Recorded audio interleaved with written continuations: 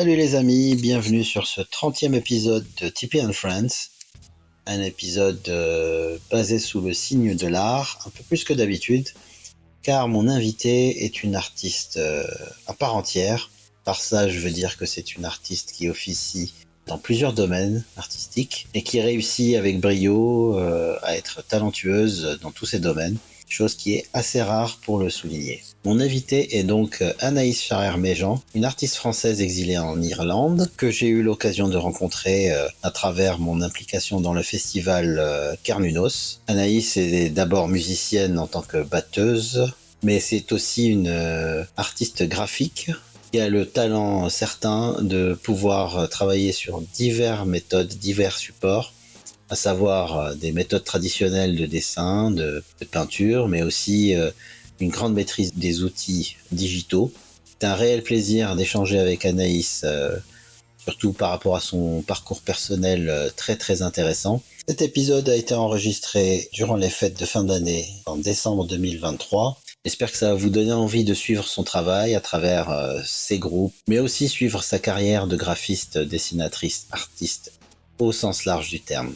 Voilà, comme d'habitude, merci pour votre soutien, vos partages. Si vous voulez liker, partager, faire une donation pour le podcast, vous êtes les bienvenus.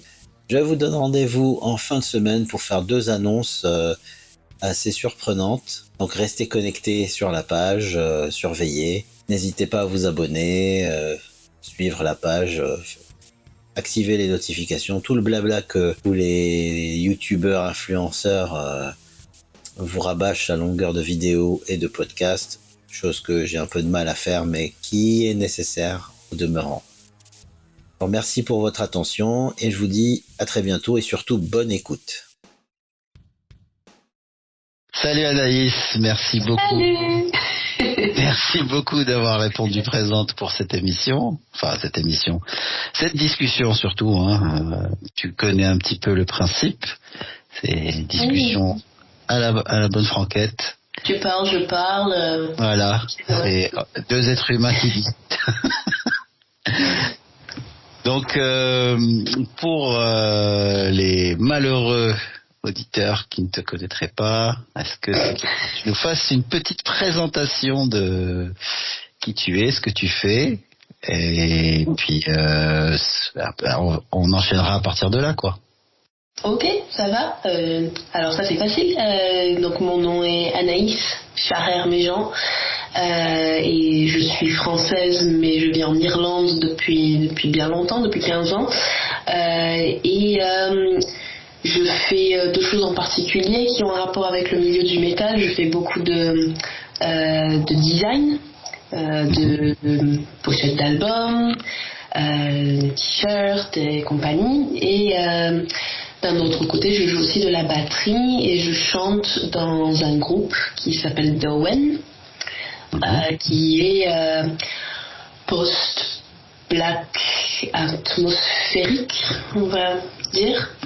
Oui, il faut toujours mettre une petite étiquette, sinon les gens ont du mal à cataloguer un peu la musique, donc bon. Et c'est très dur, ça devient de plus en plus dur. C'est clair. Et on va dire c'est en gros. Bon. Tu te rappelles des catalogues Adiposer et Holy Records où ils mettaient les styles des groupes? Oh, c'était dingue. mais au final, tu avais une idée précise de ce que tu allais écouter. Précise ou pas? Ça dépendait de qui mettait l'étiquette au départ. Yes. Mais là, c'est devenu impossible. Les embranchements. On nous a dit black gaze, on nous a dit post-metal, atmosphérique black metal. Puis il y a des éléments qui sont un peu expérimentaux et tout. Donc on a dit, on va mettre 2-3 mots et puis après vous vous débrouillez. Démerdez-vous avec ça. D'accord. Alors, vu qu'il y a 2 univers distincts, on va surtout commencer par l'ordre chronologique. Donc, est-ce que c'est la batterie d'abord ou est-ce que c'est le design, le graphisme, le dessin en premier? C'est le dessin. En premier, des toutes petites.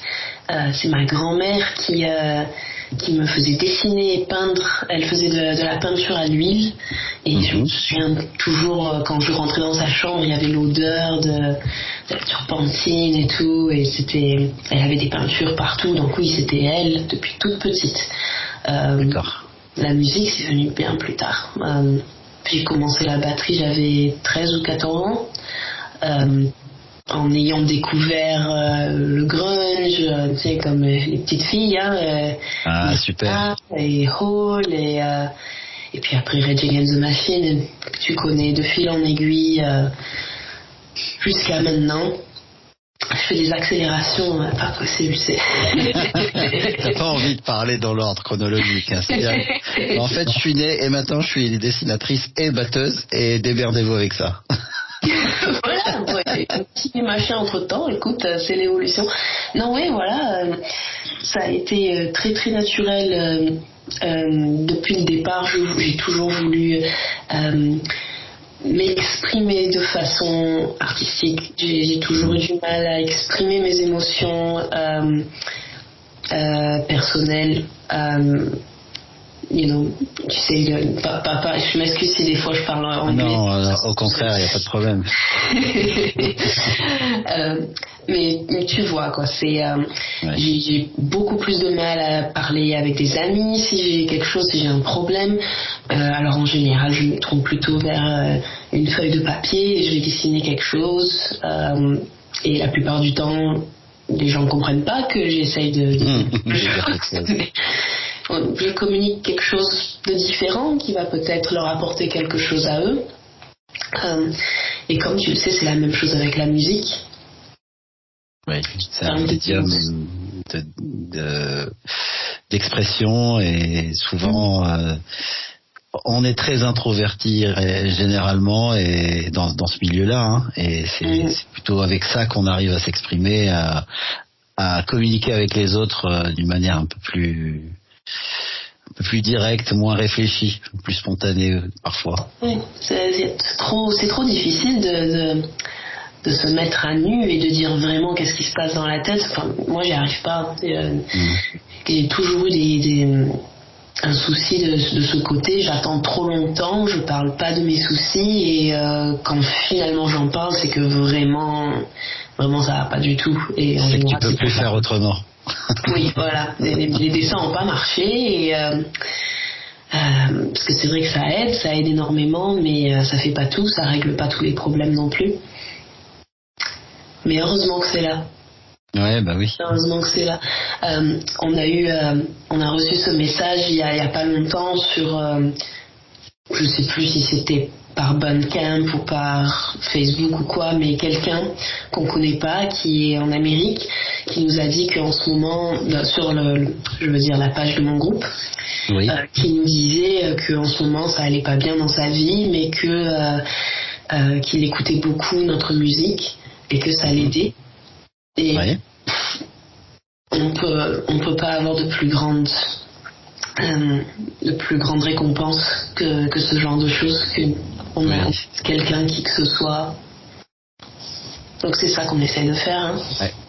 Quand ta musique arrive à toucher quelqu'un d'autre et que on te ramène on te rapporte que ça compte pour les autres, que ça leur parle, que sur un niveau ou un autre, hein, ça peut être juste une petite réaction comme ça, ou alors vraiment des personnes qui viennent te voir et te disent, on dirait que tu lis ce qui se passe dans ma tête, on dirait que tu vis ce que je suis en train de vivre.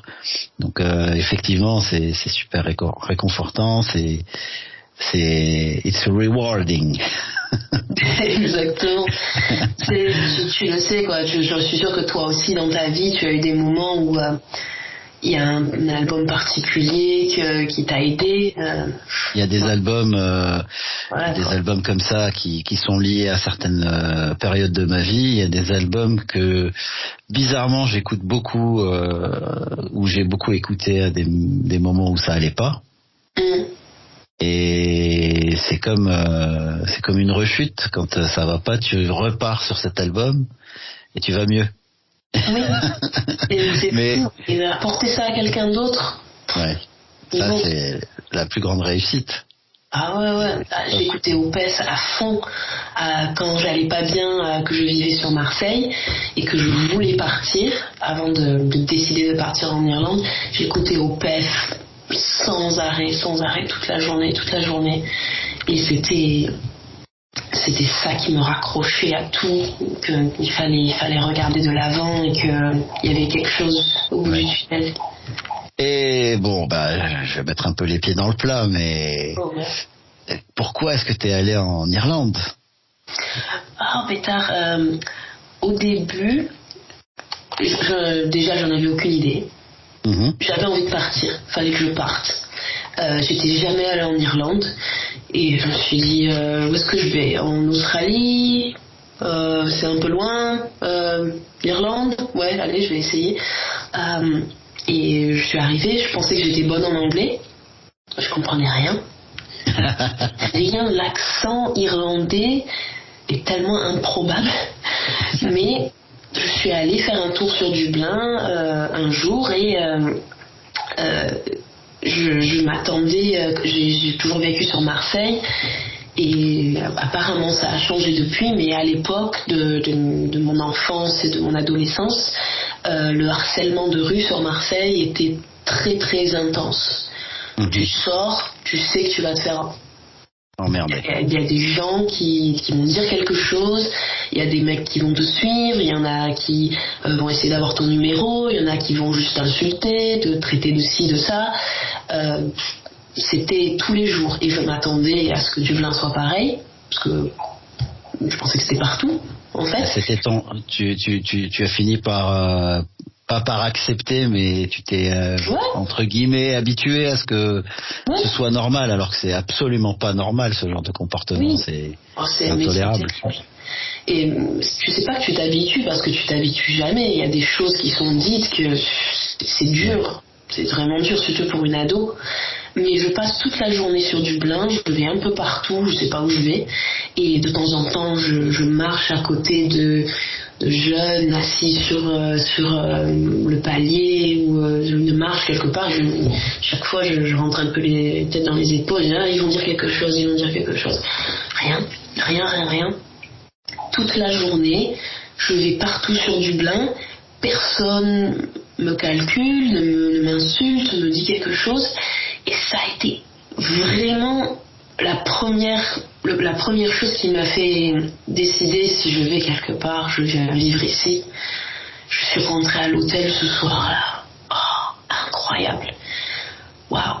Alors que c'est fou, ça devrait être évident. Quand je parle du harcèlement de rue à mes amis irlandais, ils me croient pas vraiment. C'est pas un truc ici. Mais ouais, l'Irlande, après, est-ce que je dois t'expliquer la magie de l'Irlande? Non, je pense que ça parle de soi-même. Ouais, voilà. Cela va de soi. C'est ça, quoi.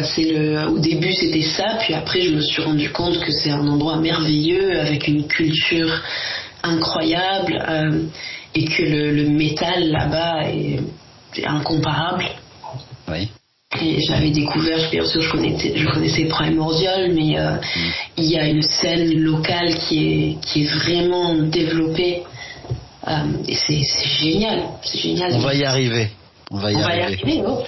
Je veux juste savoir, est-ce que avant de partir, t'avais déjà eu des groupes sur Marseille ou en France? Oui, mais j'ai presque pas envie de dire le nom. De peur que les gens puissent trouver des archives et à la limite, tu me diras ça en off. Non, ouais, à la rigueur, je pense pas qu'il y ait quoi que ce soit. Il faut pas avoir honte de ce qu'on a fait. Hein. Ça fait partie de ton parcours. Tu as raison. J'avais un groupe au tout début avec 2 copines c'était grunge. On n'a jamais rien enregistré. Après, j'ai eu un premier vrai groupe. Non, après j'ai eu un groupe de death metal complètement barjo où on essayait de reprendre du Emperor et on les massacrait. Et après j'ai eu un groupe de new metal. Je pense. un peu comme tu sais le style de Marseille avec les deux chanteurs, Ouais, je vois. Trio, et compagnie. Un qui rappe et un qui chante. Un qui ils gueulaient tous les deux, mais il y en a un qui gueulait haut et un qui gueulait bas. Ok, je vois très bien. Et c'est pas un truc inventé, hein. Je suis sûre qu'il y a un autre groupe qui faisait ça avant. Oh, il y en a plein. Il y en a tellement. C'était pas super, c'est le moins que je puisse dire. En l'occurrence, j'étais vraiment pas bonne en batterie. Hein. Ça m'a pris beaucoup de temps avant de m'y mettre sérieusement. Tu t'es bien rattrapé depuis, hein. Oh merci. Ça c'est cadeau.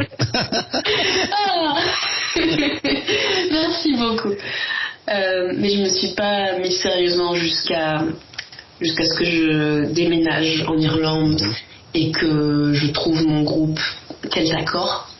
Ouais. Quand j'ai joint ce groupe, je pensais que je pouvais jouer parce que c'était assez simple. Mais j'ai pas eu assez de temps pour me préparer aux 2 premiers concerts qui étaient déjà prévus. D'accord. Quand je suis arrivée sur scène, il y a eu 2 concerts d'affilée en plus, un sur Limerick et un sur Cork. Un Cork et Galway, mais on s'en fout. Et les 2 concerts ont été une catastrophe. Et je me suis sentie horriblement, vraiment honteuse. Et après ça, j'ai joué de la batterie tous les jours. J'ai décidé, non, je vais pas arrêter la batterie, je vais m'y mettre sérieux. Et j'ai vraiment pas lâché. Tu as pris des cours ? Un peu meilleur. J'ai pris des cours, je prenais des cours avant. Oui. J'en ai pas pris en Irlande, mais après, c'était déjà l'époque où tu peux regarder sur YouTube et tu peux trouver. Il y avait Drumeo qui avait commencé. Jared. Donc, finalement. Super chaîne, hein. Yeah. Je suis abonné, je regarde tout le temps ce qui se passe. C'est génial. Bah oui. C'est génial, de tout. Que ce soit des batteurs que je connais et que je suis, ou des batteurs que je connais absolument pas, j'apprends toujours plein de trucs. Donc effectivement, cette chaîne elle est top. Et je te dis ça, je te demande si tu avais pris des cours parce que ce que j'ai remarqué dans ton jeu, c'était une très très bonne maîtrise des rudiments. Et souvent c'est la preuve qu'il y a eu un prof qui te fait travailler ce genre de choses. C'est vrai. Je dis ça parce que moi j'étais très mauvais élève niveau batterie. J'ai pris des cours au conservatoire pendant 6 mois et c'est tout. Et tout le reste c'était autodidacte. Et effectivement, quand il fallait faire les exercices à la base, j'aimais pas ça. J'aimais pas me mettre avec un clic ou un métronome et essayer de allez, on fait une série de frisés, single strokes ou bien double strokes, paradiddle. Il faut que tous les coups soient pareils. Après, il faut mettre des accents, les flammes. Oh là là, tout ça, je détestais. Oui. Et je regrette parce que je sais que je suis pas hyper clean sur cette partie-là. Non, c'est pas vrai. Je cache la misère. Tu as bossé depuis. Oui, ça c'est clair, mais c'est pas pareil. C'est pas pareil parce que j'ai déjà des mauvaises habitudes. Ah bon? Il va falloir que tu me montres alors ce que je fais. Ah bah oui. Et oui, parce que ce que je fais, c'est que je joue toujours en live, en général. En général, j'essaye toujours de jouer toujours un petit peu plus bas que mon vrai niveau maximum. Comme ça, je maîtrise ce que je joue. Ça n'arrive pas tout le temps. Des fois, je joue dans des groupes où c'est très très compliqué. Après là, c'est plutôt le côté challenge et après, si ça passe, c'est bien. Si ça passe pas, bah. Parce que combien de groupes tu as maintenant? Beaucoup. Alors, il faut savoir que tous les groupes ne sont pas actifs en même temps et tous les groupes ne répètent pas tout le temps. Il y a des groupes avec lesquels c'est des répètes une fois par an des fois. C'est parce que c'est un projet studio plutôt. Ou alors si jamais je sais qu'il y a un album à enregistrer ou un live spécial à préparer, ok. Mais sinon, on se voit pas tout le temps avec certains projets. Et il y a d'autres groupes où c'est une répète régulière parce que c'est un groupe qui joue tout le temps, c'est un groupe qui a de l'actualité. C'est ça aussi.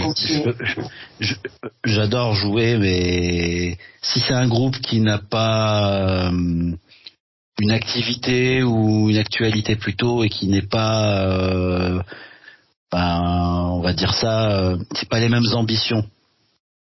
Si c'est juste jouer pour le plaisir, tant mieux. Oui. Mais derrière, je peux pas y consacrer le même temps qu'un groupe qui joue plusieurs fois par mois, qui enregistre des albums. Donc c'est un équilibre un peu compliqué à avoir. Je sais pas comment tu fais. Je suis inconscient, c'est tout. C'est pas dire non. C'est ça. Ouais, je connais. Bon. Mais du coup, c'est pas mon interview, hein, c'est la tienne. Donc, tu vas me parler un petit peu par rapport à Keltakor. Quand t'es arrivé dedans, le groupe existait déjà.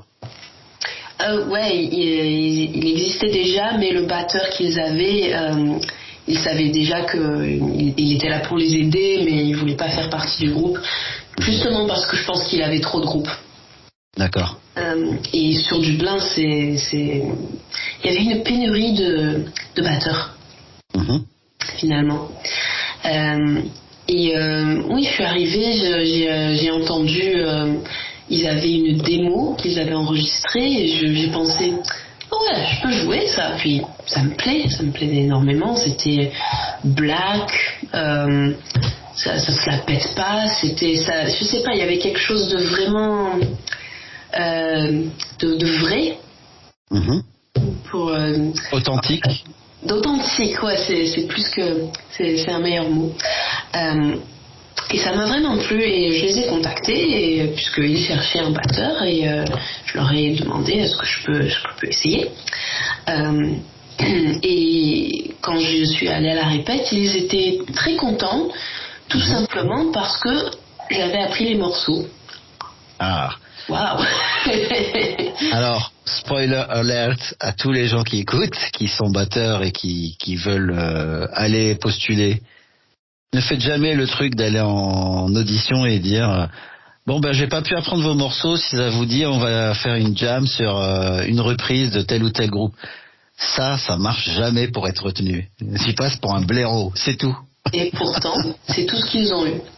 Ah ouais. Jusqu'à ce que j'arrive, il y en a pas un qui s'était sorti les doigts et qui était allé apprendre les morceaux. Bon. D'accord. Tu vois. Évidemment. Donc voilà. On a commencé, on a fait ces 2 premiers concerts qui ont été catastrophiques. Ils m'ont dit mais ne pars pas, fais ça sérieusement, mets-toi au sérieux. Là, pour le prochain concert, on le book pas, on le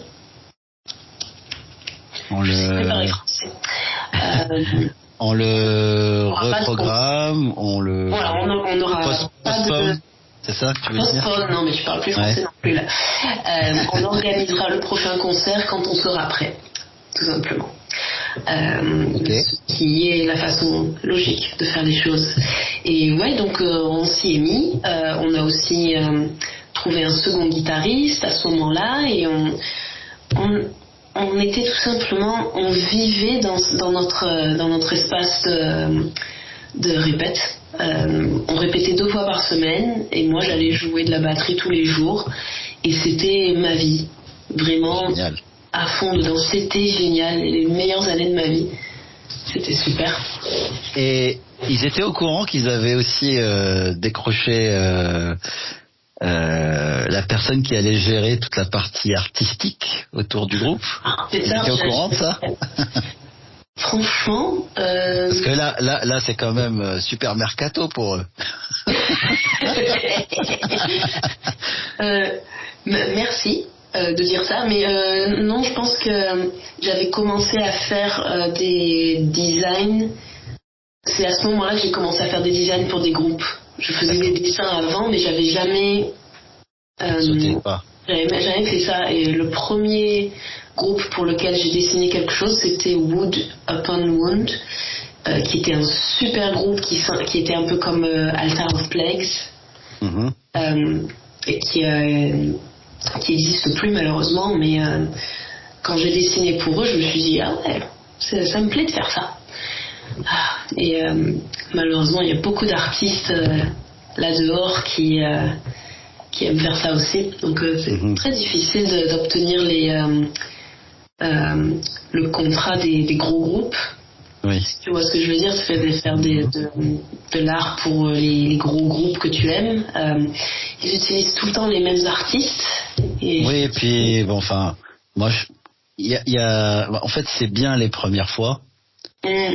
Et je trouve justement le problème, enfin, à mon sens, le problème qui se présente, c'est que je trouve que ces artistes finissent par ne plus avoir assez de temps pour se renouveler. Et on se retrouve souvent avec des pochettes qui se ressemblent.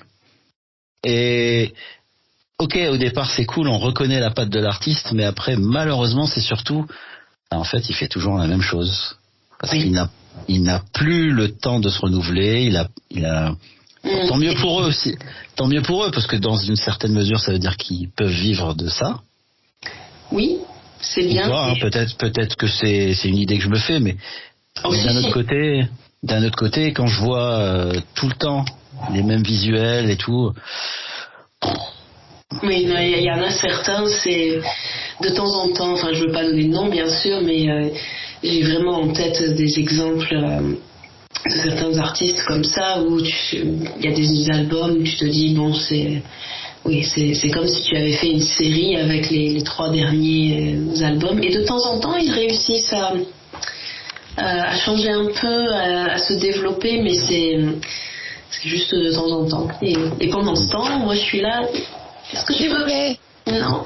Alors que moi j'ai déjà travaillé avec toi, et, oui. Et du coup, et il y a encore un truc qui va arriver. Oui. Qui va arriver. Ouais, même moi je me pose la question. Il y a des petits soucis à gérer. Ah. Mais ça va sortir, la question n'est pas là, c'est comment, avec qui et quand, c'est très important. Ah, le label, oui, ok. Et voilà, donc il y a des choses à mettre en place. Oh là là. Revoir un peu les choses, mais en tout cas, ce qui est sûr, c'est que moi, je suis ravi de retravailler avec toi, et cette fois-ci, c'était encore plus fun, je trouve. Oh. C'était vachement sympa parce que vous êtes déjà avec un concept précis de l'imagination débordée. Non, je trouve pas ça chiant. J'aime quand il y a une idée, qu'il y a de l'imagination et que du coup je m'amuse à fond, bien sûr. Après, j'aime bien aussi avoir carte blanche et écouter la musique et dire ok, je vois ci, je vois ça. C'est 2 façons différentes de faire qui sont tout aussi fun. Et ce qui est cool, vu qu'on est en train de faire la promotion de ton art, ce qui est cool, c'est que tu n'as pas un seul médium. Tu peux travailler sur plusieurs techniques. Ouais. On peut te demander des choses plus traditionnelles comme des choses assez modernes. Et à chaque fois, tu réponds, t'es fidèle au rendez-vous. Donc ça, c'est cool. T'es tellement polyvalente là-dessus que franchement, moi je comprends pas qu'il y ait pas plus de monde qui vienne solliciter ton travail, parce que je pense que c'est une bonne et une mauvaise chose, parce que être capable de faire tous ces styles, ça veut dire que justement tu peux regarder 2 de mes dessins ou peintures ou concept digital ou quoi et pas savoir que c'est la même personne. Justement, tu vas pas reconnaître ma patte si tu vois tous les trucs différents que je fais. C'est vrai pour certains styles, peut-être. Mais quand c'est toi qui dessines. Dessin, ouais. Dessin, on reconnaît. Il y a une identité, il y a une personnalité. Forcément, quand c'est de la 3D ou de la photomanipulation, là, forcément, tu utilises des éléments qui existent déjà. Quoique je pense que tu en fais pas beaucoup. Quand tu fais des pochettes. En tout non, cas. utiliser du Photoshop. Quand je fais Photoshop, je fais du dessin. Oui. J'utilise pas des photos. Quoique si, je l'ai fait pour justement pour mon groupe, j'ai fait de la photomanipulation, mais je crois que c'est la seule fois où je l'ai faite. Mais en fait, c'est aussi dans la montagne. C'est pour ça aussi que moi perso, je préfère travailler avec toi. Je sais que tu vas dessiner, tu vas faire ça. En général, c'est à l'ancienne. Il y a tout un travail. C'est couche par couche. Donc, c'est comme si tu faisais des crayonnés. Même quand tu travailles en digital, c'est comme si tu faisais des crayonnés. Tu repassais pour de l'ancrage. La mise en couleur, c'est comme si c'était tel ou tel type de peinture. Donc il y a un petit côté artisan qui m'intéresse là-dedans, plutôt que de dire Photoshop, je mélange plusieurs photos. C'est vrai que ça marche souvent et c'était pas mal à la mode dans les années 90, début 2000. Oh, ça l'est toujours. Enfin non, mais la mode c'est l'intelligence artificielle. Alors ça c'est un autre sujet, on va y arriver tout à l'heure. On va pas mettre carte à table tout de suite. Mais voilà, donc perso, moi je recommande à ceux qui nous écoutent et qui sont dans l'optique de réaliser un Scud, il faut contacter Anaïs parce que il y a du niveau, il y a d'efficacité et il y a de l'investissement dans le projet. Très bien. Bon. Je suis ton agent, c'est bon, je suis engagé. Allez, c'est bon. C'est quoi le pourcentage que tu veux? Tant que tu me fais des pochettes gratos, ça me va. Cool. C'est facile.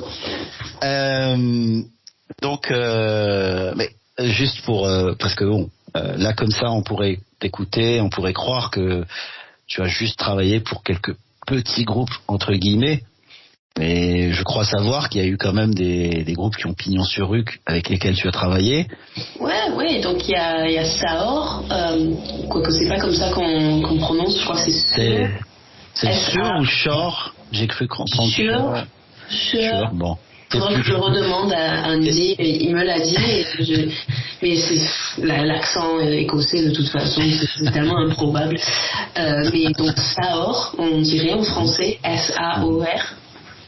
Qui sont les pionniers du atmospheric black metal, du Caledonian metal écossais, très très fier de bosser avec eux et pour eux. Et là d'ailleurs en ce moment, je m'occupe je vais leur faire 2 vidéoclips. Ah, parce que tu fais aussi des vidéoclips maintenant. Oui. Enfin, t'as commencé depuis quelque temps. Ouais, ça fait un moment et là je commence à... Mais j'apprends, enfin en même temps on n'arrête jamais d'apprendre, mais...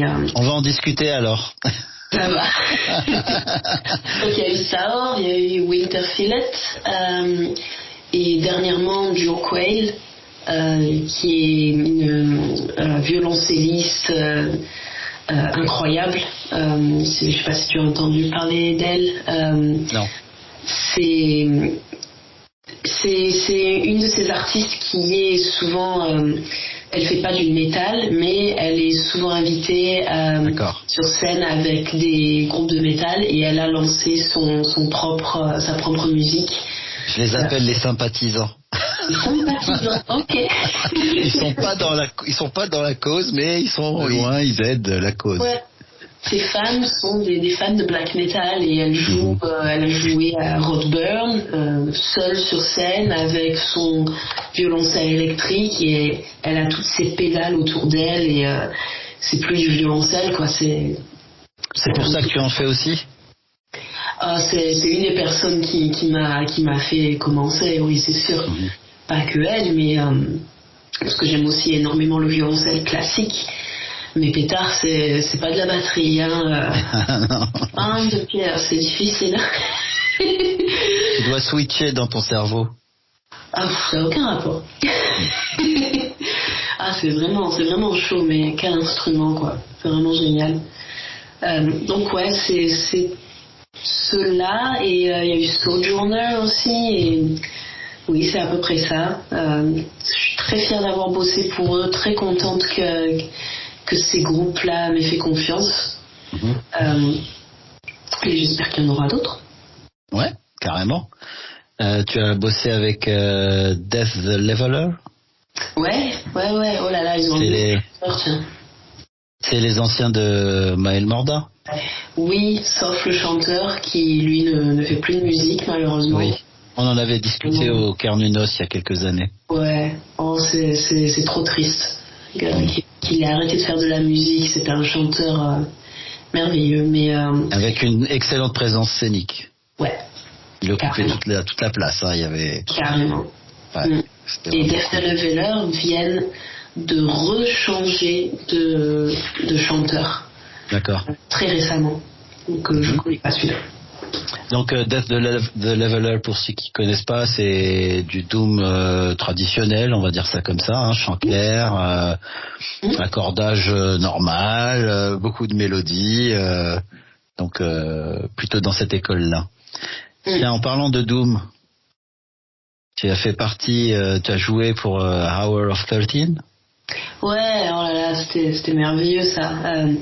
C'est probablement une époque de ma vie qui m'a fait beaucoup progresser parce que Hour of 13, donc à l'époque c'était Chad et Phil qui vivent dans les USA. Et donc Phil est le chanteur et Chad fait tous les instruments. Et ils allaient faire une tournée européenne, donc ils avaient besoin d'un batteur live, d'un second guitariste et d'un bassiste. Et ils allaient arriver juste tous les deux, et on allait faire cette tournée. Et la seule personne qu'ils avaient demandé, c'était Lars, mon ami Lars, qui est un super guitariste de Doom sur Dublin, et ils ont demandé à Lars, trouve un bassiste, trouve un batteur et prépare-nous un groupe live. D'accord. Et là, qui se retourne et qui me demande de jouer de la batterie. Alors, voilà, parce que je connais Lars, et là, il est gentil, mais tu joues exactement en temps, tu fais pas un petit peu à peu près. Donc c'était vraiment ok, voilà un challenge comme il faut. Et on n'avait pas de cette liste, donc on a appris les 3 albums. Aïe, c'est un truc de malade ça. Ouais. 6 mois pour apprendre les 3 albums et des morceaux très très longs, mais de folie quoi, c'était super. Donc tous les jours, excellent. Tous les jours, pendant des heures à apprendre. Et ouais, malheureusement après c'est pas arrivé. La tournée a été annulée. Ah. Tu lis les partitions? Les partitions? Je veux dire, est-ce que tu écris, par exemple là, est-ce que tu sais écrire en solfège tes parties? Oui. Ok. Parce que quand tu as un challenge comme ça, soit tu as une super mémoire, soit tu écris des penses bêtes.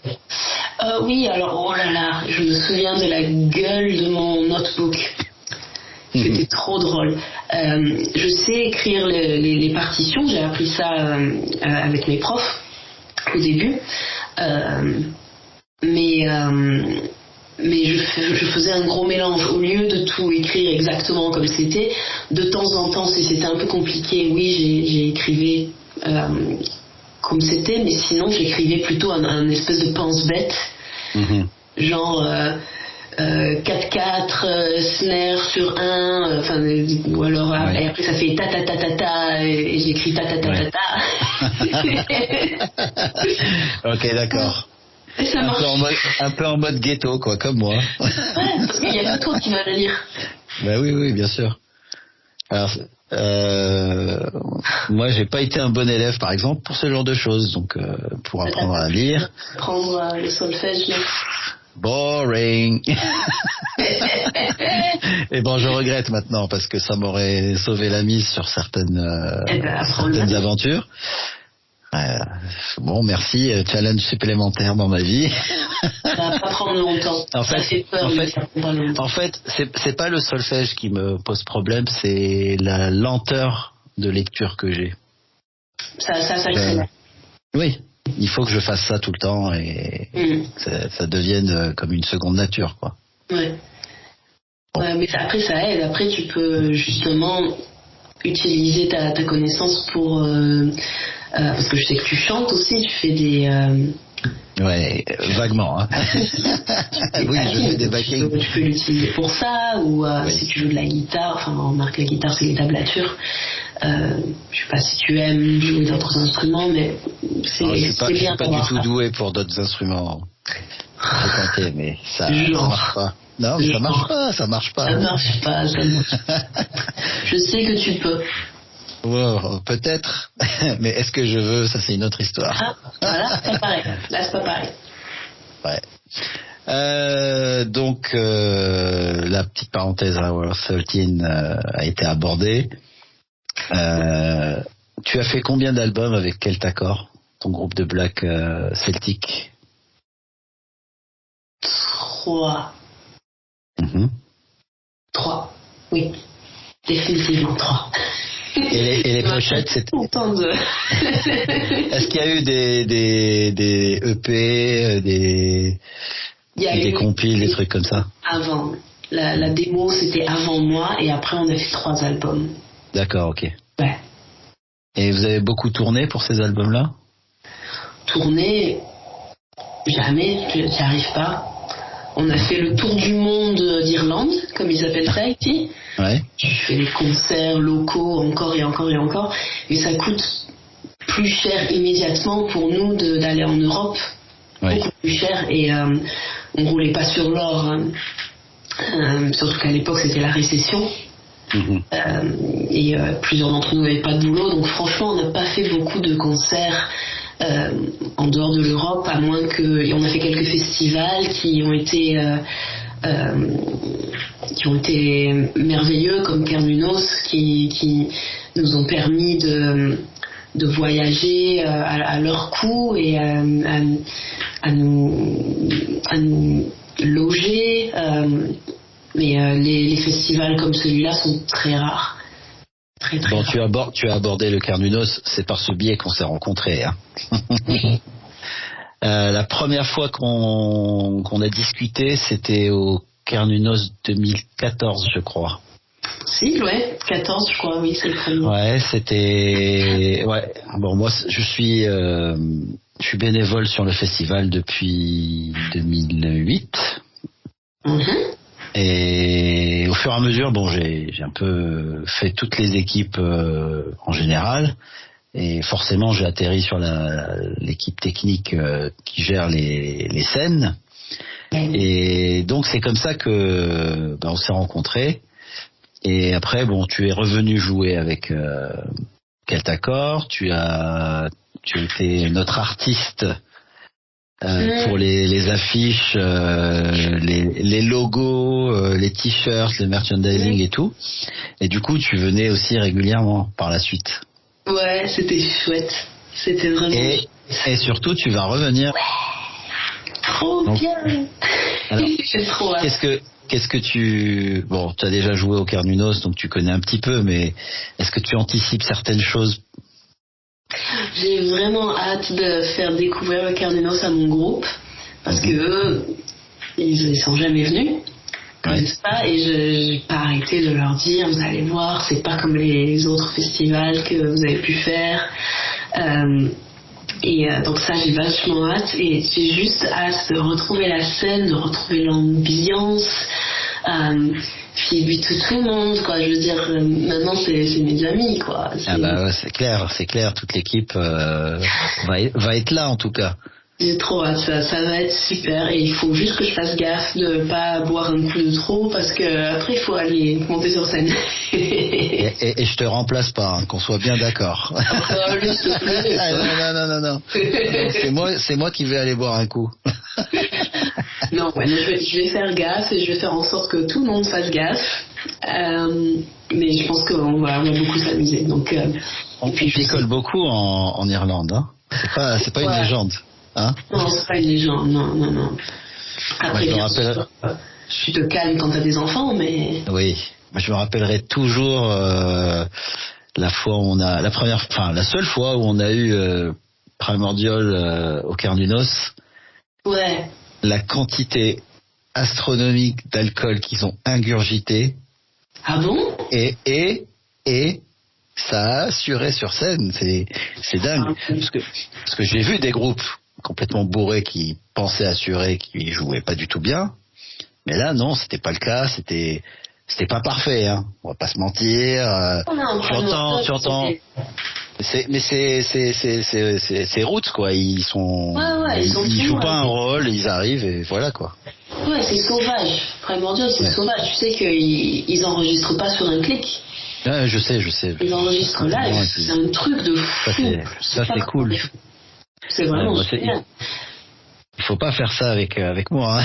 C'est irresponsable de pas me mettre des clics pour un enregistrement. Mon Dieu. Mais ça, c'est fou parce que je me rappelle de cette année où Primordial a joué parce qu'on était là et ils avaient une gueule de bois pas possible du concert du jour d'avant. Et quand ils sont arrivés au backstage, ils demandaient de la Red Bull ou je sais pas ce que c'était pour se réveiller et ils avaient une tête comme ça. Je savais pas qu'ils s'étaient mis à boire après. Si. À un moment, on s'est dit, s'ils reviennent jouer au Kermunos, on va mettre un bar sur scène avec un barman Direct. qui va leur servir des pintes, qui va leur faire des cocktails sur le côté. ça reviendrait peut-être moins cher en alcool finalement. Mais je dirais c'est même pas les pires. Non, probablement. Des choses, je te jure, en Irlande, c'est... Alors, Maël Mordor, on en a parlé. On les a eus aussi au Kermunos. Et donc, la première fois, c'est une petite anecdote. Moi, je le connais pas personnellement. C'est Shane qui s'appelle, je crois. Ouais, le batteur. Ouais. Et donc, je avais installé le kit. Tu sais, on avait tout ramené. Ils sont venus en avion plutôt léger. Il avait que ses baguettes, donc on avait préparé le kit et tout. Il me dit tout est ok, il me manque un truc, I need a bucket. J'ai fait comment ça, il te faut un seau, tu vas faire de la percussion dessus? Il me dit non, quand je joue, je vomis. Et je me dis bon, tu connais le film La Cité de la Peur? Oui. Je suis content, je vomis. Et je fais c'est ce genre de gars. Et je dis non, il se fout de ma gueule, c'est pas possible. Et effectivement, premier morceau, il joue. Premier break où il y a plus de batterie, il se penche sur le côté, il lâche sa petite galette et il reprend, il perd pas le fil, il n'a pas la tête qui tourne, tout est dedans, il y a aucun problème. Et donc à la fin, j'espère, parce qu'après il vient, il me dit, il me ramène le seau. Ah, thank you brother. Et là je suis, non mais merci, c'est pas un cadeau ça. Casse-toi avec ton seau, dégueulasse. Ok, bon, ça, j'étais pas au courant. Instant poésie. Donc ça, c'était tordant. J'en ai des histoires, mais je peux pas te les répéter. Là. Non, déjà là, j'ai un peu étalé des secrets Tu l'as fait sur scène, donc c'est pas un secret, hein. Ouais, je sais pas si le public a vu. Moi, j'ai vu, malheureusement. J'étais sur le côté, j'étais là pour voir si tout se passait bien. Apparemment, ça a l'air de se passer correctement pour lui. On avait bien rigolé. Ah ouais, mais on a bien rigolé avec ça. Franchement, c'était une bonne anecdote pendant plusieurs années. On se rappelait. Allez, qu'est-ce qu'ils vont nous faire cette année, les artistes? Est-ce qu'il y en a un qui va vomir sur scène? Il y en a un autre qui a fait ça.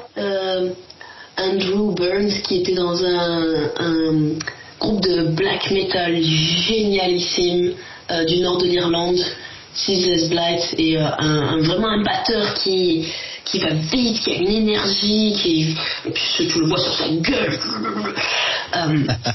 Et sur scène. Tu sais qu'on va avoir que le son, hein, dans l'interview. Ils vont tout enlever. Ils vont pas pouvoir je me tâte à faire un best-of en vidéo. Vas-y, j'ai pas peur. Non, pas de souci. Bon, allez, on va revenir un peu sur ta carrière, hein, parce que les histoires de vomito, ça va 5 minutes.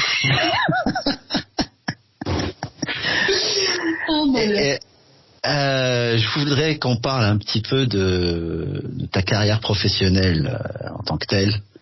Ce que tu as pu faire grâce justement à tes dons en dessin. et que tu nous expliques ce que tu fais en fait et sur quoi tu as travaillé. À la base, quand je suis arrivée en Irlande, d'abord j'ai pris un petit boulot tout simple qui avait aucun rapport avec le design. Après, j'ai trouvé un petit boulot de graphic designer, donc j'étais bien contente. C'était à l'époque de la récession, donc il n'y avait pas grand-chose à se mettre sous la dent. Puis de fil en aiguille, un autre boulot de graphic designer et tout. Et alors vraiment, je peux dire des gros mots? Bien sûr, on n'est pas sûr. Je m'emmerde sec. Vraiment, tous les jours de faire le graphic design pour l'équipe marketing et que c'est des trucs chiants. J'en avais marre. Je commençais à me dire j'aimerais bien me mettre en freelance, faire un peu des projets un peu plus sympas et tout. Et un jour, je vais à un concert qui m'avait beaucoup plu, où il y avait énormément de design et d'effets, c'était vachement bien. C'était The Wall, les derniers shows. Roger Waters. Roger Waters, ils avaient fait tout un système qui était vraiment super. Et c'est en voyant ce truc-là que je me suis dit ok, c'est décidé, je vais le faire bientôt, je vais me mettre à mon compte. Et ce soir-là, vraiment pour de bon, ce soir-là, je reçois un email en rentrant chez moi et c'est un appel pour ils ont besoin d'un artiste pour une série télé qui s'appelle Penny Dreadful.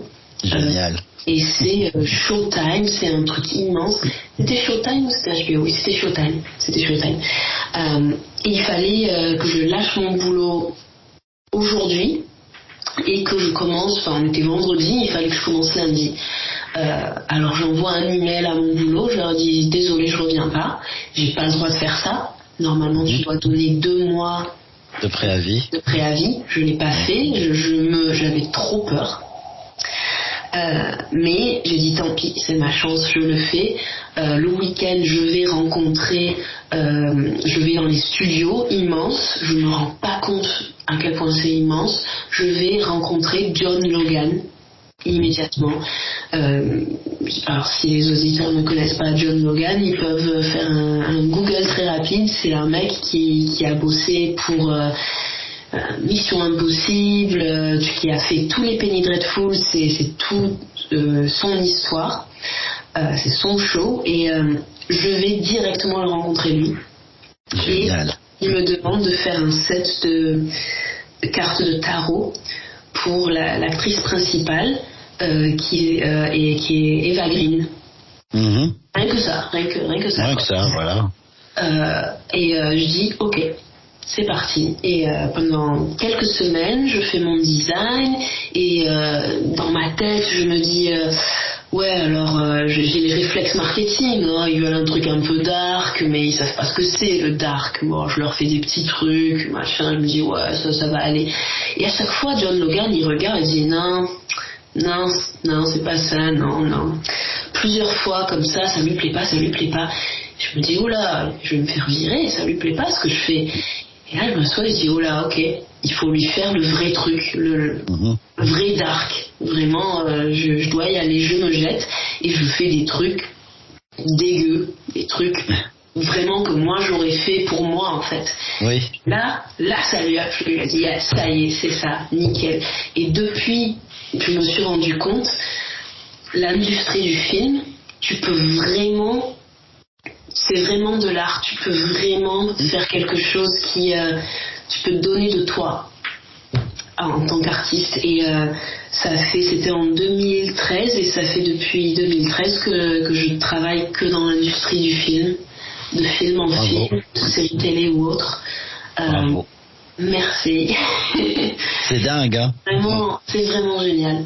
Franchement, Franchement, bravo. Merci. Franchement, j'ai eu de la chance, hein.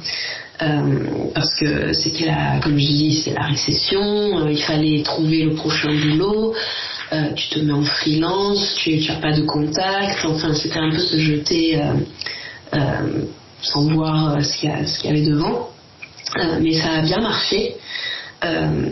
Et là du coup, depuis j'ai déménagé sur Belfast, où il y a aussi d'énormes studios. Tu sais que c'est là qu'on a fait Game of Thrones. Et là, en février, je vais être lead graphique pour une série qui va être avant Game of Thrones et qui est entre House of Dragon et le Game of Thrones, qui est basé sur un livre de ce mec. Pourquoi j'ai oublié son nom? George Martin. C'est ça. George Martin. Pardon, patron. Le psychopathe. Le psycho. Je suis sûre qu'il est très gentil. Oui, c'est... Ça cache quelque chose de tuer autant de personnages. Ah oui, pétard. Bon, j'espère qu'il n'est pas francophone et qu'il n'écoutera pas. De toute façon, il n'écoutera pas cette émission. Hein. On sera... Je sais pas. Ouais, bon. Il est fan. Donc, tu es dedans et il y a du boulot, il y a de l'activité, et ça c'est super, franchement. Il y a eu beaucoup moins d'activité pendant 1 an et demi là, parce qu'il y a eu la grève des écrivains et des acteurs. Oui. Ça a été chaud pendant un moment, on a eu très peu de boulot. On était sur une série qui était géniale de HBO, qui était par J.J. Abrams, donc le mec qui a écrit Lost. Oui. Et c'était... l'histoire était géniale et le budget était presque illimité. Ça allait être une série de folie. Et finalement, il y a eu ces embrouilles et tout, et ça a été complètement annulé. Waouh. Je te jure, ça fend le cœur. Hein. Ça allait être super. Des fois, c'est comme ça. Ouais, c'est que ça devait pas se faire. Hein. Faut le prendre comme ça. Peut-être.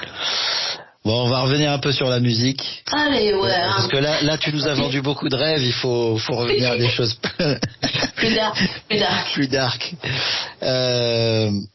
Donc, tu as été dans Keltacor plusieurs années, au moins 10 ans, hein, 10 ans. Si je pense. Ouais, il me semblait que c'était ça.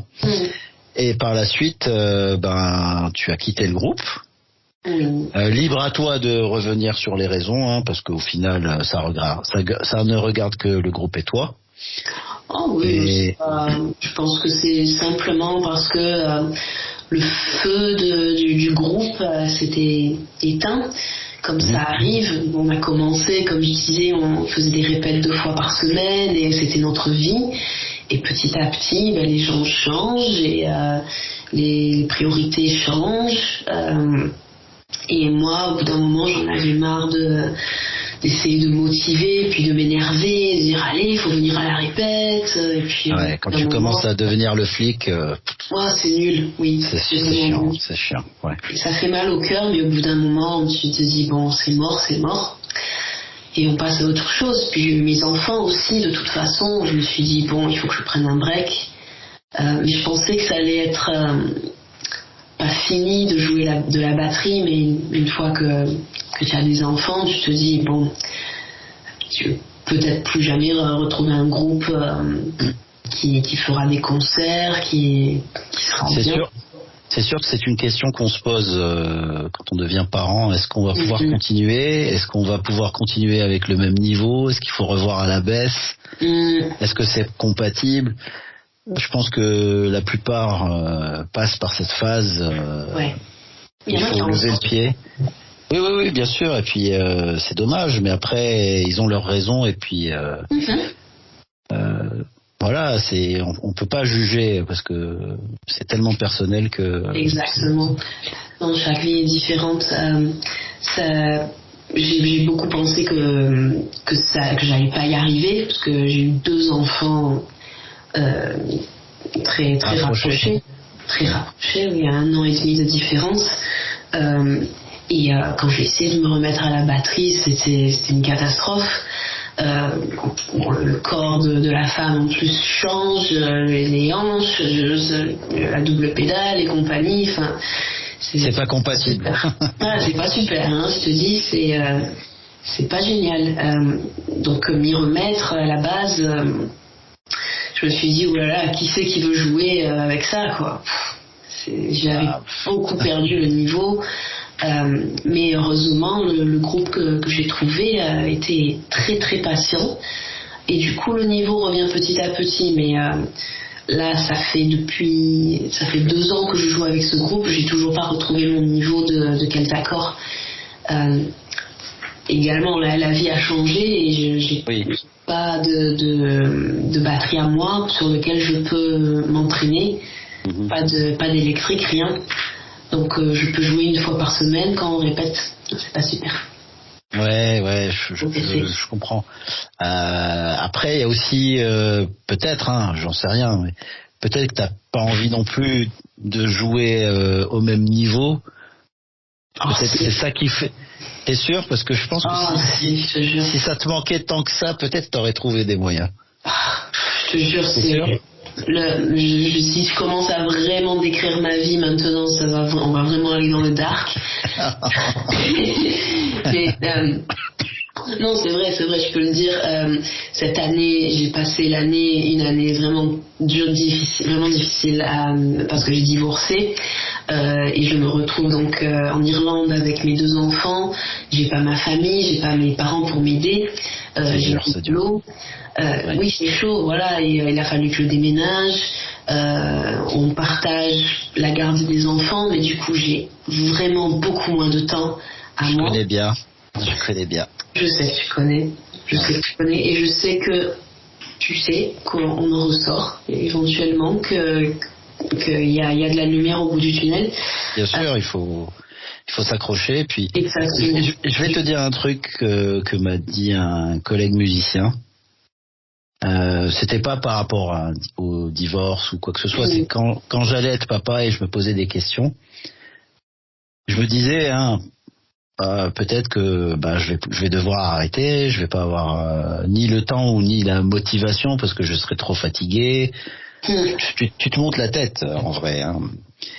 Et il m'a dit tu sais, ton enfant, si toi tu es épanoui, il sera épanoui. Si tu es dans la gêne, dans le regret, dans la frustration, il va le ressentir et c'est pas bon. Ton enfant, il a besoin de toi bien. Amen. Absolument. Voilà. Et c'est exactement ça. Voilà, c'est dit de façon parfaite. Je peux rien rajouter. C'est pas de moi, qu'on soit bien d'accord. C'est un pote qui s'appelle Max, qui est le leader de Embryonic Cells. Ok. Bon groupe Black Thrash de chez nous. Super. Et qui m'avait donné ces quelques mots de sagesse à l'époque. Et je le remercie toujours. C'est vrai, parce que les gens te disent énormément que finalement, une fois que tu as des enfants, tu dois te sacrifier pour eux. Et c'est faux. C'est faux. Non, il faut réussir à être heureux dans ta vie également. Et les enfants, tes enfants veulent que tu sois heureux. C'est ça. Absolument. Et pour revenir à la batterie, je vais m'en sortir, je vais retrouver un moyen de rejouer parce que c'est le but en ce moment. Je cherche une maison à acheter et ce que je regarde le plus, c'est où est-ce que je peux mettre ma salle de musique, parce que j'achèterai pas si je peux pas mettre une salle de musique. Parfait. C'est un bon cahier de charge, ça. Yeah. C'est le but et ça va arriver et je retrouverai mon niveau et peut-être que je deviendrai encore meilleur. C'est ça qu'il faut se dire. Ouais. En tout cas, c'est tout le mal que je te souhaite. Merci. Et que ça se passe dans cet ordre et que tu puisses retrouver le niveau que tu souhaites. On va revenir un petit peu sur ton groupe actuel, que tu nous parles de son actualité. Qu'est-ce que vous préparez? Qu'est-ce que vous avez sorti?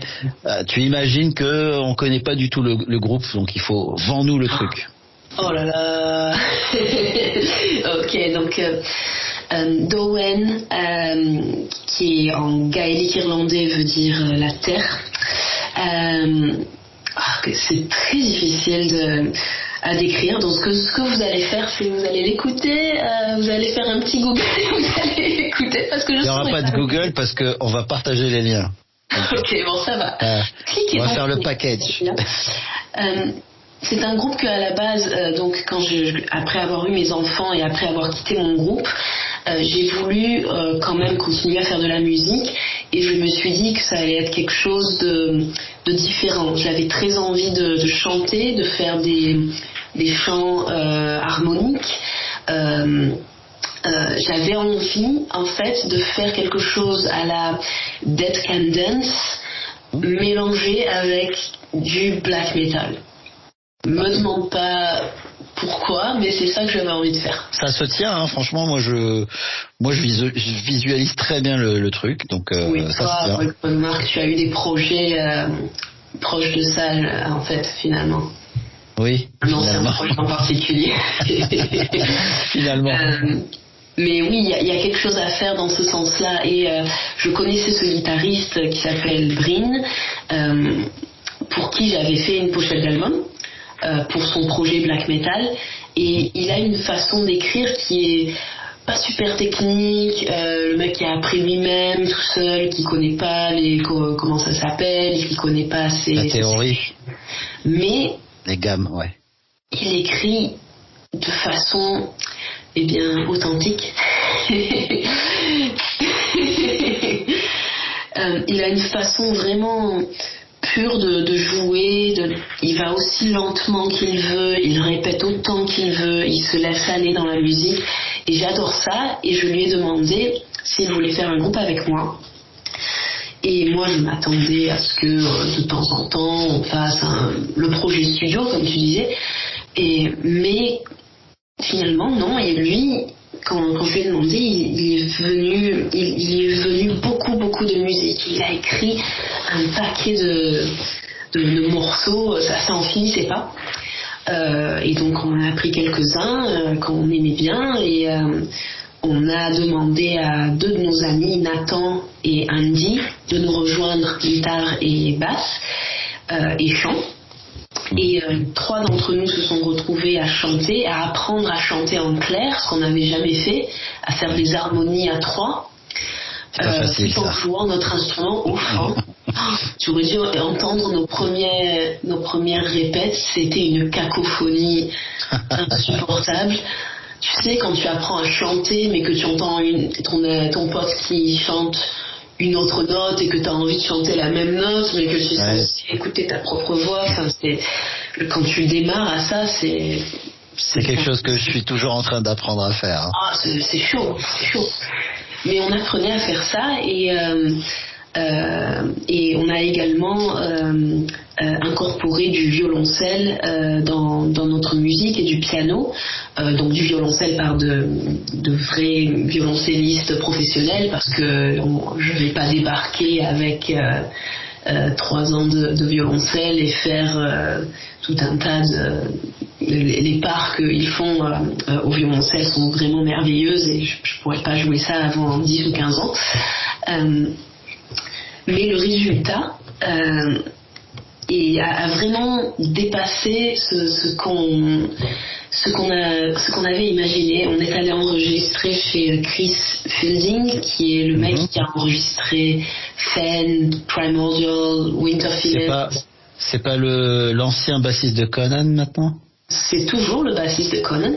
Ah non, je crois qu'il a quitté très récemment. Non. Oh, quoi? Je suis pas au courant. Je crois qu'il est sur le départ en tout cas. Il me semble avoir vu ça. Après Oh je vais vérifier. Alors c'est un bon ami à moi. C'est peut-être le cas parce que il a donc son studio et il a eu 2 enfants également avec mon amie Sarah. Salut.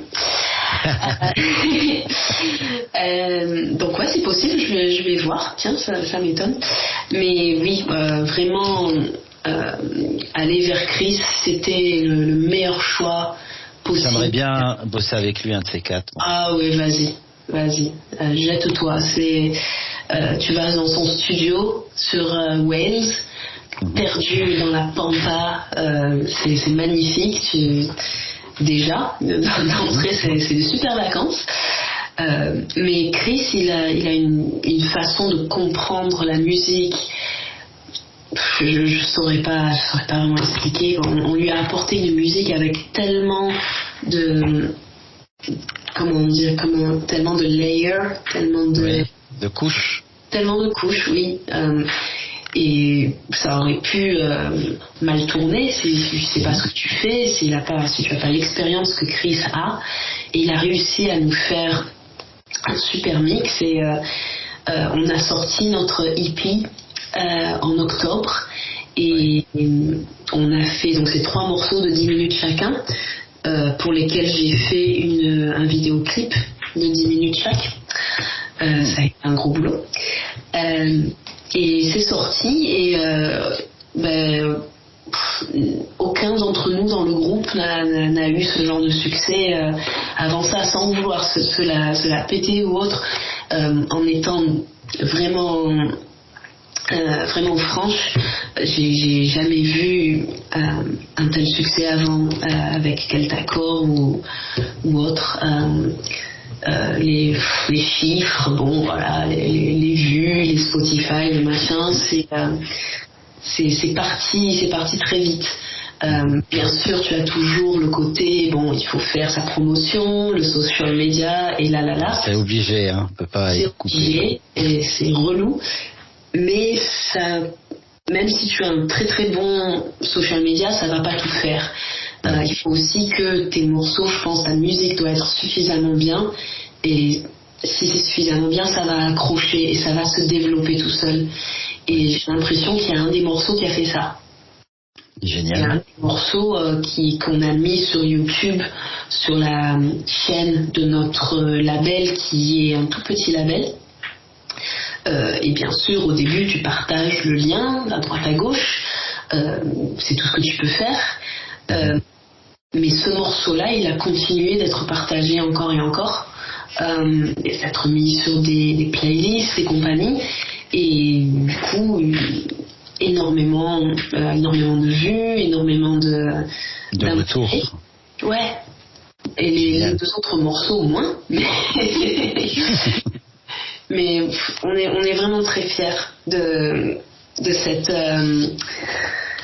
cet intérêt qui a eu, et du coup on continue à écrire, et on va sortir un album. On écrit un album et on va sortir un album, j'imagine pas l'an prochain, plutôt en 25, ouais, je pense, parce que c'est beaucoup à écrire. C'est toi qui écris les textes? Non, j'en ai écrit un bout, mais c'est un truc qu'on partage assez. 3 d'entre nous ont participé au texte. Et d'ailleurs, dans le prochain, il va y avoir du français. Et de l'irlandais. Parfait. Parce que...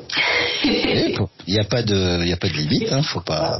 C'est très rigolo de les entendre chanter français avec moi. Je pense pas qu'ils vont comprendre, tu sais, cette interview, je pense pas qu'ils vont la comprendre, donc je peux dire ce que je veux. Tu peux les afficher, pas de problème.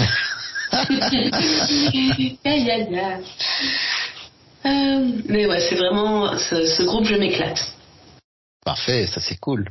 Yeah. C'est cool parce que y a du challenge, c'est un univers nouveau, et puis ça part déjà sur une bonne trajectoire. Ouais. Après, bon, bien sûr, peut-être que c'est tout. Peut-être qu'il n'y aura pas d'autres...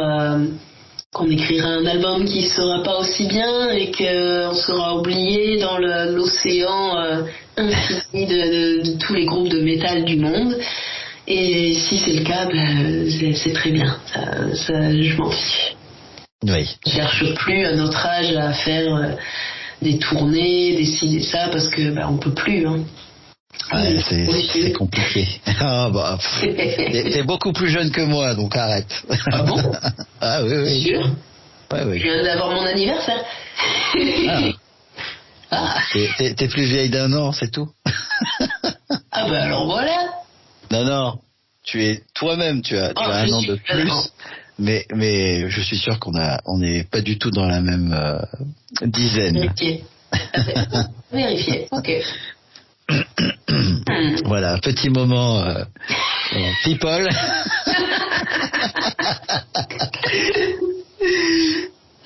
Donc, j'espère que tu as donné envie aux gens de venir au Cœur du Nos pour découvrir ton groupe en live. En tout cas, ceux qui peuvent, il ne faut pas hésiter à être au rendez-vous parce que ça va valoir le coup. Venez nous voir, achetez nos scuds. Vous ramenez du merchandising, vous ramenez des choses quand même. Oui. Oui.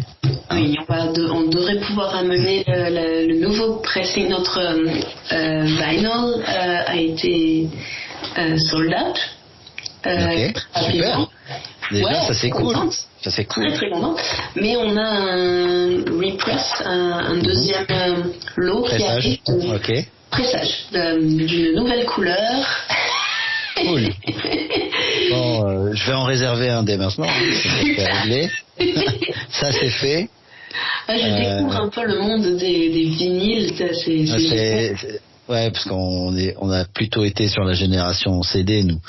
Ouais, derrière toi, oui, tu as les auditeurs ne voient pas ça, mais il doit y avoir 200 CD derrière. Il y a pas tout là. Il n'y a pas tout, bien sûr, parce que. Mais en tout cas, là je me mets au vinyle. Hein. Enfin, je fais partie des personnes qui ont connu le vinyle étant très très jeune. Mais c'était pas mon truc. Quand j'étais ado et que j'écoutais de la musique, c'était les cassettes et les CD. Hein, ouais, c'était cassettes aussi. Donc j'avais pas ce rapport. C'est venu là, je reprends goût à écouter, à prendre le disque, le mettre sur la platine, me poser dans le canapé et écouter et pas faire juste allez, j'écoute un morceau, je passe à autre chose, je zappe vite. C'est une mauvaise habitude en fait. Ouais, mais ça redonne le respect à la musique. À l'œuvre dans sa totalité, parce que tu l'écoutes, tu prends la pochette, tu la regardes de près, tu lis les textes, tu regardes les photos. C'est tout un rituel en fait. Exactement, mais du coup, il va falloir que je m'achète la chaîne. Et compagnie, alors c'est un investissement, hein, c'est le problème. Oui, il faut.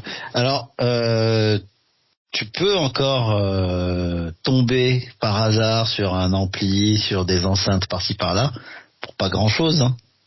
Oui. T'es pas obligé d'acheter tout en neuf Bon, bien sûr, la platine, il vaut mieux la prendre neuve, hein, parce que. Oui. Bon, je vais trouver. Eh oui, ça se trouve. Bien sûr, pour pouvoir écouter mon propre vinyle. Et déjà. Tu achètes une platine juste pour ton vinyle. Non, mais j'en ai déjà plein en plus, parce qu'il y a certains groupes qui m'ont offert leur vinyle après avoir fait leur album cover. Mais du coup, j'en ai une petite collection à écouter là. Ça doit être ta fierté, hein, d'avoir ton tableau de chasse. Ouais, c'est bon. Next. C'est qui le prochain artiste, le prochain groupe qui va venir solliciter ton travail? C'est un peu. Je rigole. C'est péjoratif, c'est fait exprès. Hein. Je mets leur tête là sur mon mur, voilà, Andy, Joe Quayle, ok, bon. Who's next? C'est bon. Tu as une checklist en fait. Ah oui, une checklist si seulement. En parlant de ça, tiens. Oh. Quel artiste, pour quel artiste t'aimerais faire une cover d'album? Tellement. Et là, c'est open bar. Hein, tu choisis groupe qui existe, qui n'existe plus, groupe inaccessible. Oui, vas-y. OPEF, même si ça arrivera jamais, j'aimerais faire n'importe quoi pour OPEF. Shape of Despair ou oh malheur. Où est-ce qu'on va aller par là? Avant Chrono et il y en a, c'est même pas tellement impossible, ça pourrait arriver un jour. Carrément. Moonsoro ou bien Immortal, tous les Emperor et tous les grands artistes qui ont marqué ma jeunesse ou ma vie. Ça serait super. Après, c'est très difficile de rentrer dans cette industrie où tu peux parler aux grands, comme je les appelle. Et parfois, ça demande quelque chose que j'ai pas en moi, parce que il y a une façon d'obtenir certains contrats, comme dans toutes les industries du monde, c'est de lécher les pions. Si je puisse me permettre. Oui, bien sûr. C'est quelque chose de... Ou alors y aller un peu trop en mode racolage, quoi. Et en tant que femme, ça peut être vu différemment aussi, tu vois, et ça me plaît pas trop. Ouais, je comprends tout à fait. Donc, heureusement, jusqu'ici, les artistes qui sont venus vers moi sans que je vienne vers eux d'abord. Et ils ont vu mon boulot d'abord et ils ont demandé est-ce que je peux avoir quelque chose comme ça, parce que ça me plaît. Mais je connais les artistes, malheureusement, les artistes, j'ai envie de mettre des guillemets, qui utilisent beaucoup des images stock et qui aiment bien mettre le logo en dessous et prétendre qu'ils ont dessiné ça. J'en connais, sans nommer personne, et qui eux sont très très doués par contre dans le côté business, et qui maintenant font des t-shirts pour Slayer et compagnie, et qui en vivent. Tout simplement parce qu'ils ont un très grand talent à lécher les fions. Et là, on va en parler. Oh mon Dieu. J'ai quelque chose à t'avouer de terrible.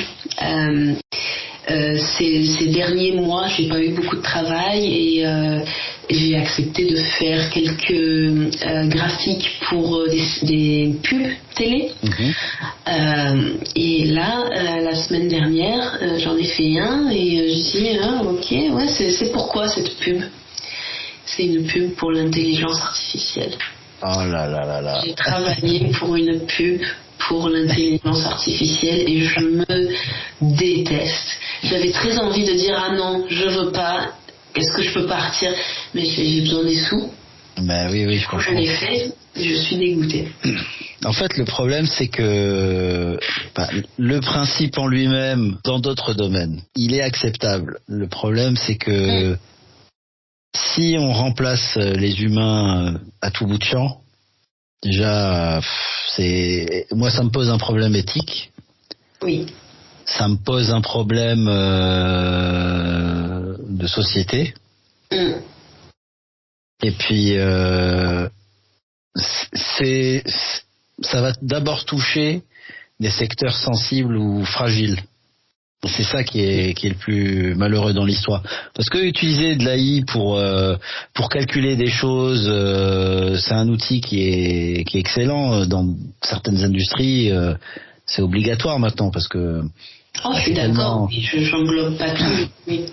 Le problème aussi, c'est que l'AI est comme si tu dressais un animal à faire comme un être humain. C'est une caricature que je fais.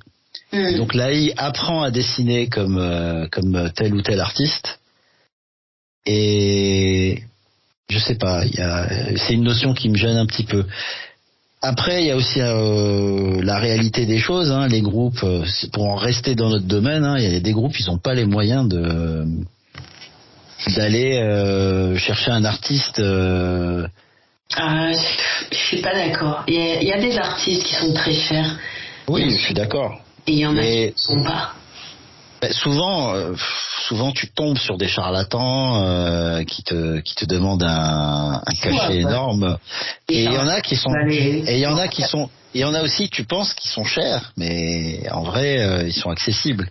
Mais il faut le savoir, et peut-être tu n'oses pas aller vers ce genre d'artiste. Tu te dis vu le niveau, c'est le moment de placer ta chaîne, ton adresse et tout. Chez moi, c'est pas cher. Mais non, pour en fait, honnête, je comprends parce qu'il y en a beaucoup qui pensent pas, qui se disent pourquoi je vais aller payer alors que je peux tout simplement taper quelque chose. Personne ne demande finalement. Tu sais, il y a quand un groupe poste leur album cover et qu'ils disent par artiste un tel. Personne ne demande si c'est de l'intelligence artificielle ou... Ah oui, c'est clair. Bon, après, ça se voit souvent parce que les mains sont bizarres. Les mains, oh là là. Mais oui, il y a des fois, dès que tu vas dans le style du concept art, oui, là, je peux quasiment dire immédiatement. Et ça me fait de la peine pour les artistes qui avaient déjà ce style avant que l'intelligence artificielle arrive, parce que maintenant ils continuent de faire ce qu'ils ont toujours fait et les gens leur disent c'est quoi ça, c'est toi qui l'as fait, je suis pas sûre. Ça c'est terrible.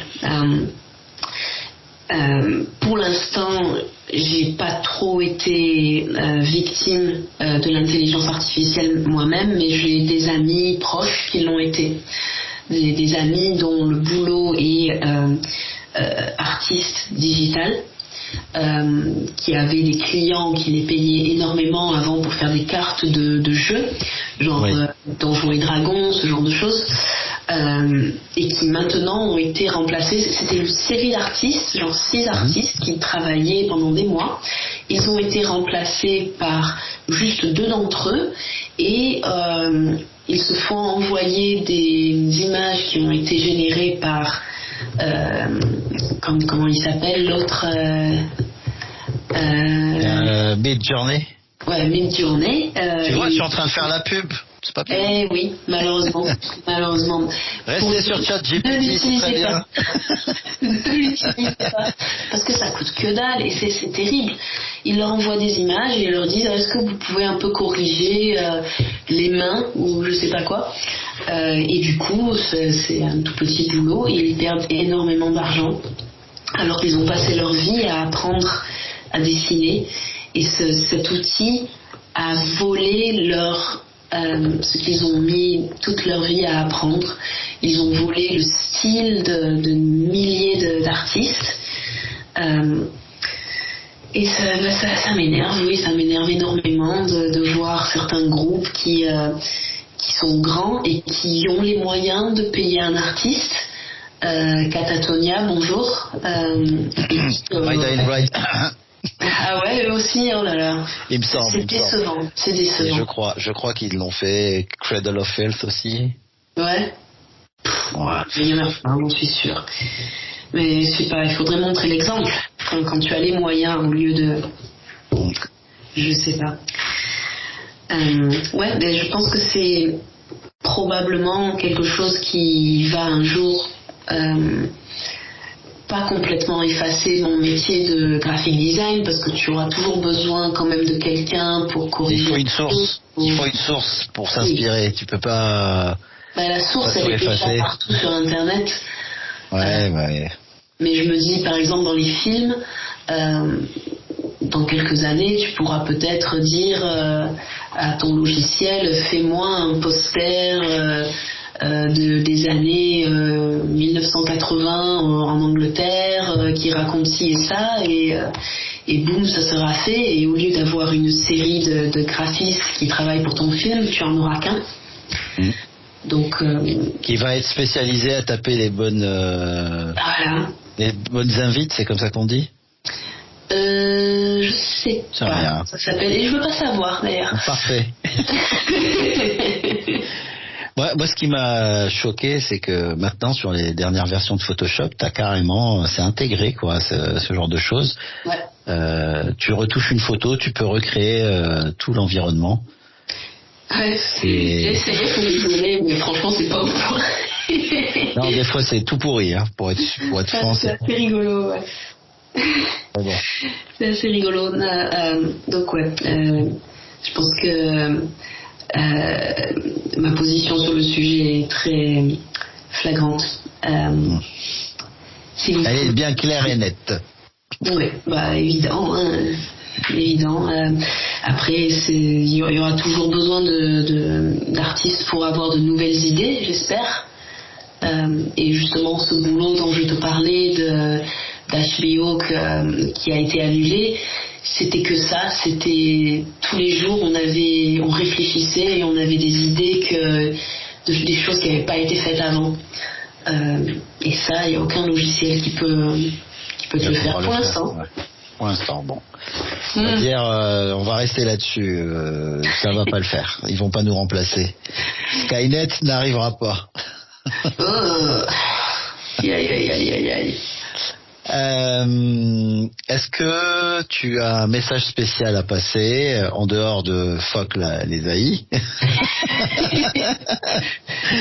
Ouais, peut-être un message général pour dire tout simplement à cause de l'année que je viens de passer que des fois les métalleuses, qui je pense sont principalement des auditeurs, qu'on est tous assez qu'on écoute tous plus ou moins du métal parce que on a besoin de faire passer des émotions et des moments de nos vies qui sont assez sombres, et que j'espère que tout le monde continue à puiser sa force dans la musique et dans l'art, et que tout le monde tient le coup, et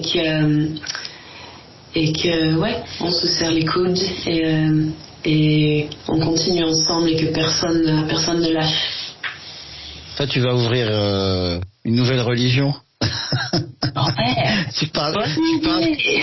Le Messie est arrivé. Non, ouais, quand même. Hein. C'est mon agent, tu devrais être content. Bah oui. Tu connais le sketch des inconnus, Skippy, le gourou? Ah, qu'est-ce que c'est? Ça me dit quelque chose. C'est tu sais, les gourous des sectes. Donc ils interviewent un gars et il dit moi avant je volais et maintenant je vole toujours, mais je donne tout à Skippy. Oh là là. Faudrait que tu retrouves, c'est sur YouTube, tu vas te marrer. Ouais, tout de suite. Bon, écoute, je pense qu'on va arrêter là pour cet épisode. Mais je te promets que tu seras de retour. Ok. Si ça te branche, on pourra aussi réfléchir à faire des émissions. Je dis ça émission comme si c'était super média. Bon, moi je l'appelle le podcast ghetto en vrai. mais ça me convient bien. Mais si tu veux, on pourra réfléchir à faire des débats avec d'autres personnes, d'autres batteurs, d'autres artistes. Ça peut être une idée. En tout cas, moi j'étais ravi de te recevoir. J'ai été ravi de t'avoir aujourd'hui dans le podcast. Merci. Et je te réinviterai avec grand plaisir. Et puis nous, de toute façon, on se voit au Carnunos. Ouais. Le rendez-vous est pris. J'espère qu'il y a du monde qui va venir. Je vous rajouterai une couche avec tous les liens. On va parler du Carnunos encore dans les semaines qui viennent. Il y aura les liens pour aller regarder, découvrir l'affiche, prendre les billets. Allez, regardez ta page artiste. S'il vous plaît. Avec, et supportez ce super festival. Il y en a trop peu dans le monde qui sont comme ça et qui sont gérés par des gens en or. Bon. Il y a aussi des cons, hein, mais non, je rigole. On peut être en or et con. Écoute, merci beaucoup.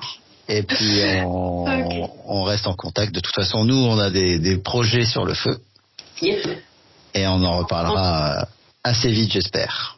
Ça roule. Merci beaucoup. Je te salue. Ciao. Ciao.